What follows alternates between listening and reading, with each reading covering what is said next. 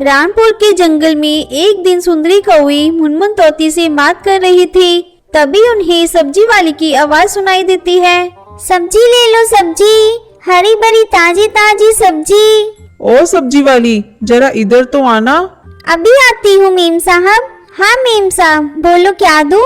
मेरे पास आलू, बैंगन, भिंडी सब प्रकार की सब्जियाँ हैं। अच्छा, तो तुम मुझे ताजे ताजे बैंगन दिखा।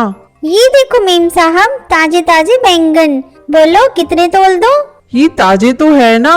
कैसी बात करती हूँ मेम साहब, मेरी सारी सब्जियाँ हरी भरी ताजी हैं।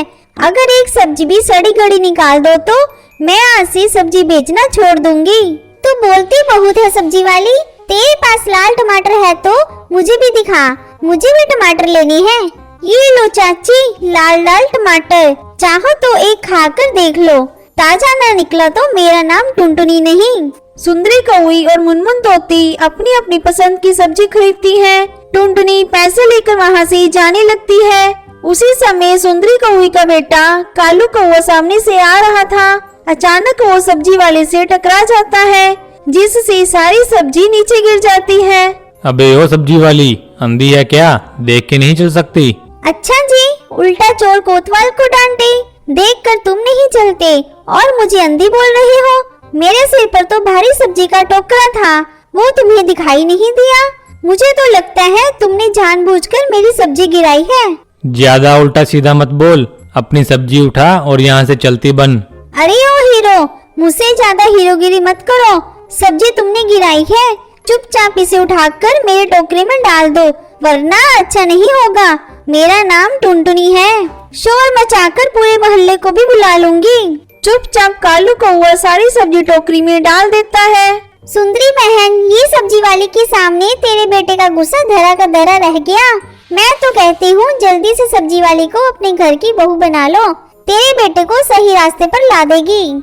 बात तो तुमने 100% की कही है। मैं भी अपने बेटे के गुस्से से तंग आ चुकी हूँ। इसके तेवर देखकर लगता है कि यही मेरे घर की बहू बनने लायक है। अगले दिन अपने बेटे का रिश्ता लेकर सुंदरी टुनटुनी के घर पहुंच जाती है। अरे मेम साहब, आप और यहाँ मेरे घर सब्जी ताजी नहीं थी क्या? लाओ मैं बदल कर दूसरी दे देती हूँ। अरे नहीं रे, मैं तेरी माँ से अपने बेटे के लिए तेरा हाथ मांगने आई हूँ। तू बनेगी मेरी बहू। मेरे बेटे से तो तू कल मिल ही चुकी है।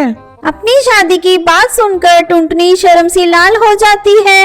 आप यहाँ बैठो मेम साहब, मैं अपनी माँ को बुलाकर लाती हूँ। टुनटुनी अपनी माँ को बुलाकर लाती है। थोड़ी देर बातचीत करने के बाद टुनटुनी का रिश्ता पक्का हो जाता है और जल्दी टुनटुनी की शादी कालू कौवे से हो जाती है।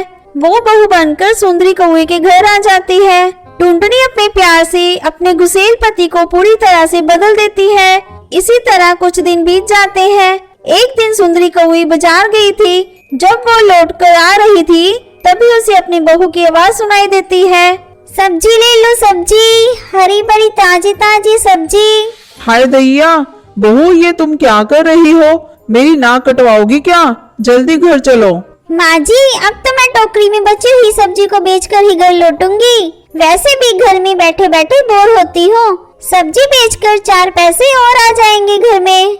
अच्छा बहू, तुझे सब्जी ही बेचना है ना? घर चल, कालू से कहकर तेरे लिए एक सब्जी की दुकान खुलवा दूंगी। सच माँ जी, आप मेरे लिए सब्जी की दुकान खुलवा दोगी? ये तो बहुत अच्छा है। हाँ बहू, मैं बिल्कुल सच बोल रही हूँ, तू घर चल। किसी तरह सुंदरी कौवी टुनटुनी को समझा बुझाकर घर ले आती है और उसके लिए एक सब्जी की दुकान खुलवा देती है।